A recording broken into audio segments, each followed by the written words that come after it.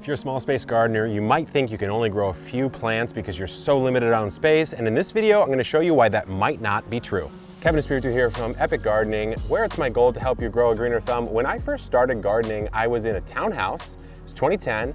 I was trying to grow on a covered north-facing balcony, and it just really wasn't working. That type of light situation is also known as the indoors. There was almost no light, so I thought I really couldn't grow too much, and I had to resort to things like hydroponics or growing in containers, or as you see right here, growing vertically, making use of that Z-axis to cram as many plants as I could in a small space. So in this video, I'm gonna talk about my favorite vertical gardening system, the GreenStalk garden right here. I have another one over there. Longtime viewers, you know I've been using this for years and years and years now and absolutely love it. So I'm gonna share why that is, some of my best strategies for how to maximize it, and also a little coupon code for you to use that give you a little discount, as well as I get a small commission of that. But this is not a sponsored video. I just want you guys to know that. So without further ado, cultivate that like button, and I will personally bless you with abundant vertical harvests for 25 years. And let's get into the video. By the way, at the end of the video, I will be giving away the GreenStalk garden system. It's the leaf one, so the one with 7 tiers, 42 plants, my own money, not sponsored, just a way to say thank you. Okay, that's gonna be at the end. Let's get into how to grow in this. First thing to think about is, how does this system actually work on a practical level? What makes it so good? Well, first of all, you have to know how vertical gardening works in general. I've got tiers here. There's a basin up top, so you're gonna water from the top, which I'll show you exactly how that works in a second. And then you have these tiers. So this model is the 5-tier. It's got 6 growing sites per tier. So you have 30 different sites that you can grow plants, 30 different plants that you can grow in about 2 by 2 square feet on the bottom footprint by roughly 5 foot tall. So if you're a balcony gardener, cramped for space on the ground, but you've got plenty of space going up, you can start to see how this makes a ton of sense to grow in. Last year I did beans in this. Out of all things, I did bush beans. Many of you have seen that video. I was pulling handfuls of beans off this for my entire summer pretty much, and that was on a concrete patio in my front yard garden at the old Epic Garden.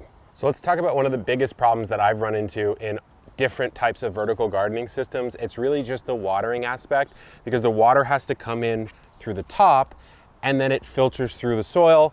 And then maybe you get a little nutrient washout, or it just doesn't get to all the levels appropriately. And I want to show you why this one solves that problem. And that's really the biggest concern I've always had with vertical gardening. So you have your basin right here. This is pretty self-explanatory. You just got levels. So if you're using 3 tiers, you can fill it up to that. If you're using 4, you fill it up to that, and so on. But you've got something interesting. There's little holes where it's going to spill into each tier. And then there's also this big hole in the middle here that connects to a channel that goes all the way down the GreenStalk garden. So if I was to take off this top tier right here, this beautiful lemongrass that I'm growing, let's take this off. I want to show you what's beneath. So you have these little cups. So what happens is, when you fill that top piece all the way up with water, water's going to fall into this middle one and all the way down the column, watering every level at once.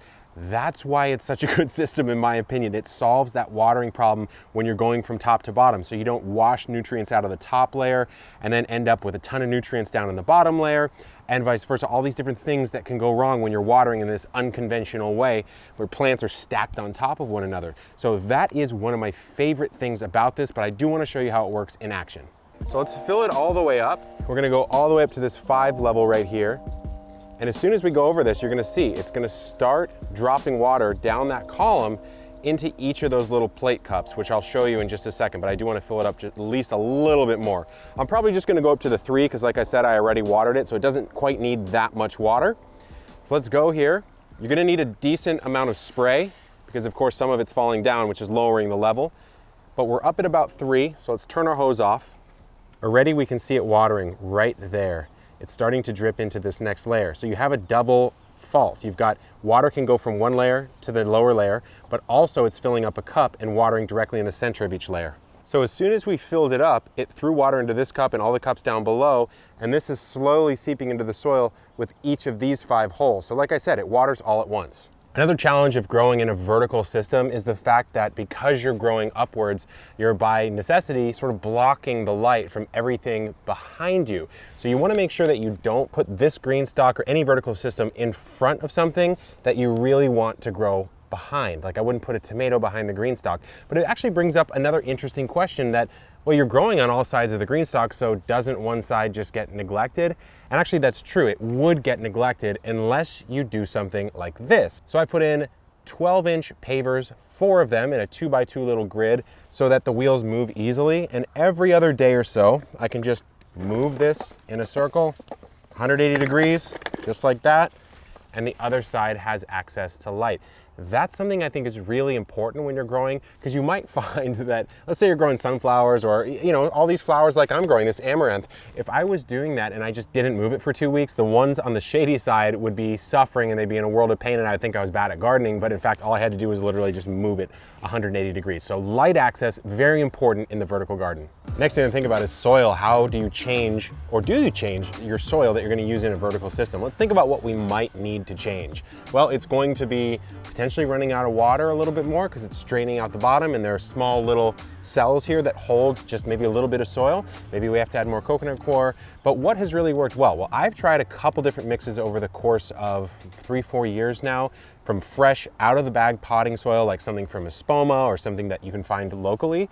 But I want to read off exactly what they recommend at GreenStalk. I figure go to the source. They've tested this the most out of anyone else out there.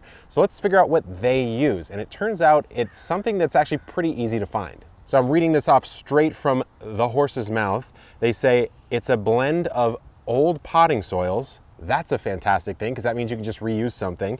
They've added some Espoma tomato tone, fantastic fertilizer, some crab and lobster shell, kelp meal, sulfur, worm castings, and gypsum, just little bits and bobs of that. I did a whole video actually on how to replenish old potting soil. So you could probably just refer to that video, grab all the potting soil from your containers or grow bags, mix it into a wheelbarrow on a tarp, and refresh it with some organic fertilizers, and then fill up the GreenStalk with it. But I do have a couple things you can do to your soil to help keep that water in and keep the plants healthy.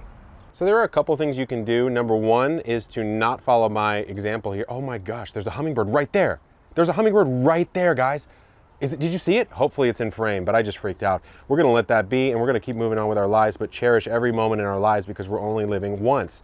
Here we go. So we've got a little bit low soil here, just a little bit too low. I would probably bring this up maybe another 1/2 inch or so in this one right here. And then of course we've got some mulch. So I'm using the shredded straw. This is the garden straw stuff that I really like. It will be available on our store pretty soon, but we're just dealing with some shipping delays. You're gonna wanna mulch these because it's a small container. Now it is connected all together, as you can see. So it's not like you're just dealing with one little pocket. So if there's water elsewhere in the mix, it will wick into each of these little cells, but you still want to mulch it. I don't think you really have to mulch where it's covered, so you can conserve your mulch, but you do want to use mulch, and you do want to bring that soil level up just a little bit. Get that mulch to about, I don't know, 1/4 inch below the lip here. Next thing to think about is what can you actually grow in a vertical system? Are the cells too small to grow certain crops? Are there things that you should avoid? Or the things that you really should grow that work really, really well? Well, I've tried, I'm not gonna say everything, but I've tried certainly more things than your average gardener in this vertical system. Just by looking at this right here, you can see some unconventional stuff. So for example, herbs. I have lemongrass growing up top, and it's doing perfectly fine, kind of likes a little bit more water, hence why it's up top. Right here we have cosmos. These are doing fantastic. I come through, I deadhead them every so often, but they're bringing bees in directly next to all these other edibles in the garden, which is exactly what I wanted them to do. Look at this. I mean, this is really sort of random. I've got some amaranth here. This is red garnet amaranth.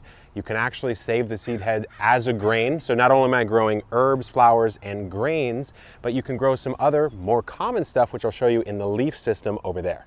Right here in front of me, one of the most quintessential vertical crops, which would be strawberries. Even commercial growers will grow strawberries vertically, typically hydroponically, but still they work really well. So I've got some everbearing strawberries right here.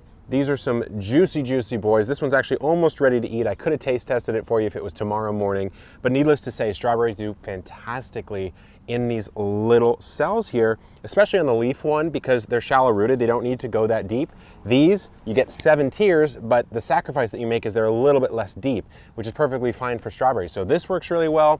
I've actually seen people do, and I'm surprised I haven't done it, potatoes. You can put potatoes in, just put 1 seed potato per section, so 6 per tier, and then you can harvest them as new potatoes. So when you start seeing the potato flowers, harvest them out, because typically they want to be growing in a little bit more space than this, but if you want those gourmet new potatoes, those work really, really well. Of course, you can grow lettuce, herbs, greens, things like that. And they actually have this extender kit, which I don't have. I haven't used it yet, so I don't really want to talk about it too much from my own experience, but I do know that they have it. And it's basically a sort of trellis support structure that comes out like this laterally, and you can hang stuff on it. So that unlocks things like squash, zucchini, tomatoes, peppers, all that kind of stuff that might droop a little bit in a system like this. So it's a new day, and I've got a couple more tips for you on these GreenStalk towers and a lot of different vertical gardening systems in general. So number one, you really want to watch your watering, make sure that it's not drying out. If it is, the smaller the pocket, the more it's going to dry out, the quicker the roots die, the sadder you'll be.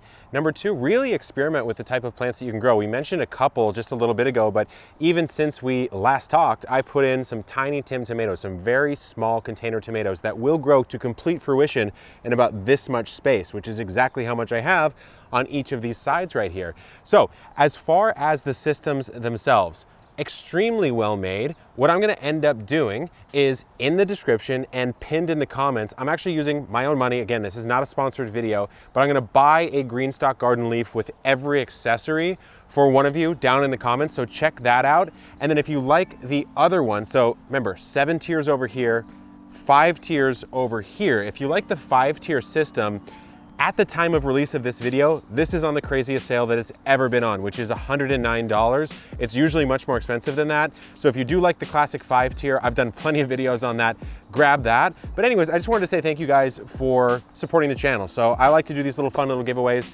and hopefully this inspires you to get a balcony or apartment garden going. You can grow no matter where you live. That's the mantra of Epic Gardening. Until next time, good luck in the garden and keep on growing.